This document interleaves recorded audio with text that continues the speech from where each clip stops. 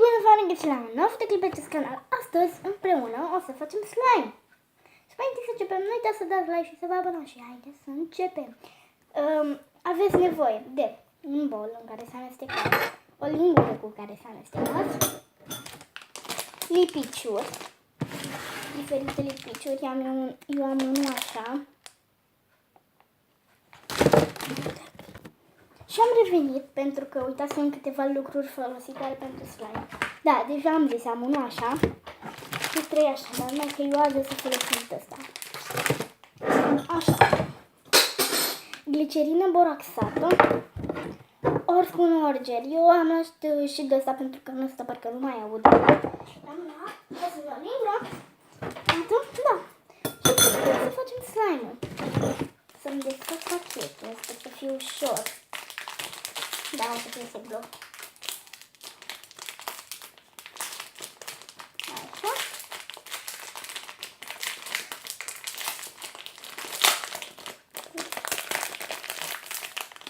Da, să vă rădesc și dacă e simplu. Nu, asta e super greu. Revin după ce îl desfac. Și am revenit și mi-am desfăcut lipiciul. Bam. De plin. Și până să se dau astea. Știu că nu le vedeați, dar așa.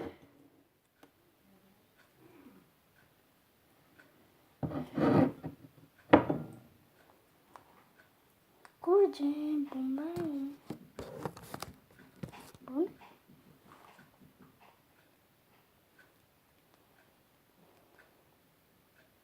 Și nu o să-l pun pe tot, stai să mai pun încă un pic. Încă un pic. Da? Că nu vreau să fac foarte mult. Hai să mai punem un pic. Bun.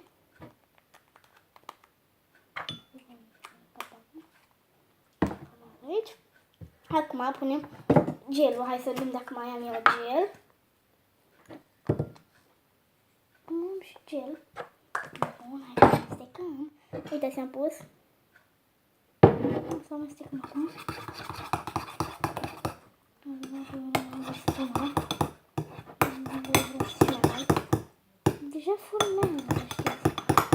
Hai că uite ce mișto arată. Tot amestec aici, tot amestec. Hai să mai pun încă un pic.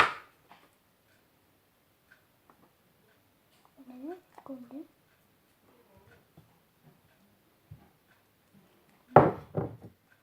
Păcat că n-am și râsat. O să-l știu și eu de aici. Am ceva acolo. O să închidem și să amestecăm. Bine de tot. Ce se formează? E spumos. Da, și acum o să pun și culoare. O să pun un mov. Da, nu, o să pun albastru. Deschis. Sau închis. Nu contează să pun acest. Șterg.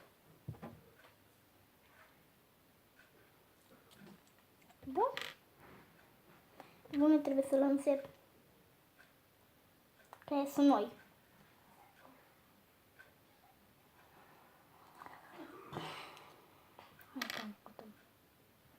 Dar tot nu curge.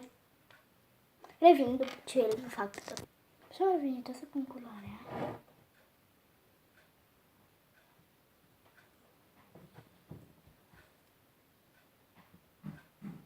Dă drumul. Da, bine, să le cătăm, nu? O să-l închid. O să dau aici. Bun. Am închis. Asta să vedeți că am pus. Aia, culoarea albastră. Nu prea să audă, dar...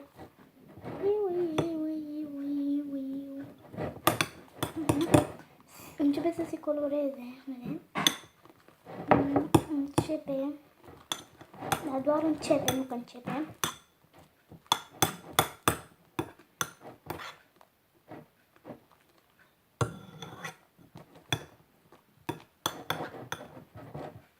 Și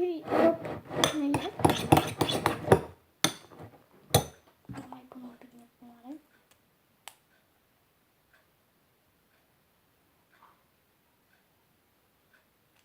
Bun. Am pus încă Și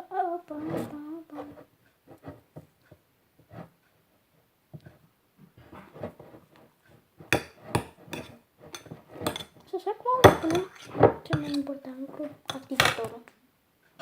Unde? Activatorul, adică glicerina. Așa și acum să pun 2-3 picăturile. Cred că am pus prea mult, cred. Acum stecăm.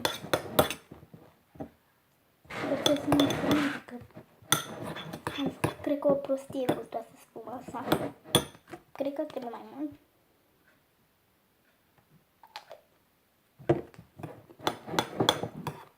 Nu cred că funcționează. Cred că mai trebuie să pun un pic de lipiș peste să... Știți, mai să funcționeze, că nu vrea serv. Cred că are prea multă spumă și de-aia. Da, din ce în ce începe. Ce-mi place. E așa spumos. Și dacă nu fac mai... Cred că și spuma, sincer, a activat. Că e foarte frumoasă. Ui! Are și o culoare frumoasă. Știu că mă uit mai în slime și nu la voi, dar... Îmi place mult. E cam lipicios, mai trebuie, cred că, să pun. Cazi. Cazi ca pe cel care. Da. Nimic, o să amestec cu mâinile, că îmi place mult. Mă fac cu rubil. Da.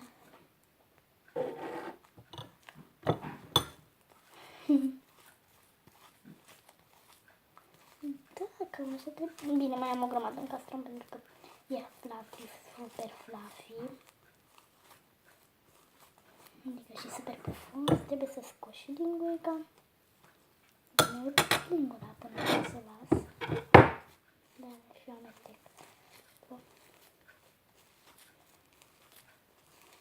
Mă la ce? Uitați ce am pe mâini. Nu se mai deslipește de pe mână. Trebuia să pun pe mână activator.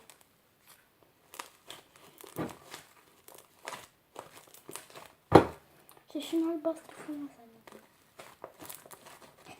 Și super pufos. Mai am aici o grămadă. Mai am aici puțin. Adică o grămadă spumă, vreau să zic, dar...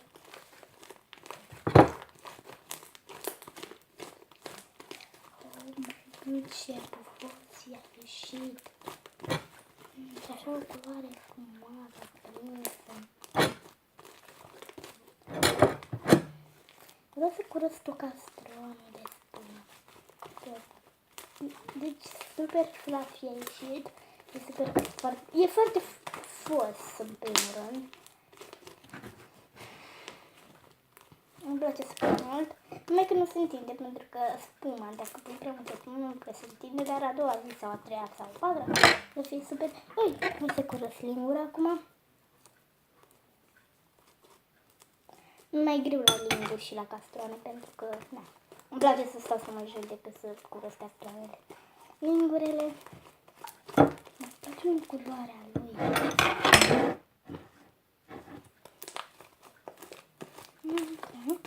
Uite.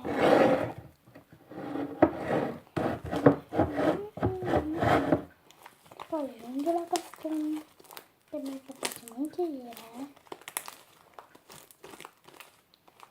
Nu mai am pus apă pentru că de obicei pun apă.